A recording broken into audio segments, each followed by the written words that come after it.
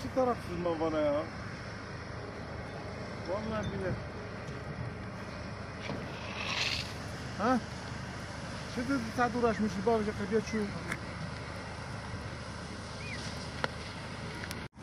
Acaba sen bu kenardan bir tarafa gitseydin şey yaptık ya, arabaya dönüyorduk.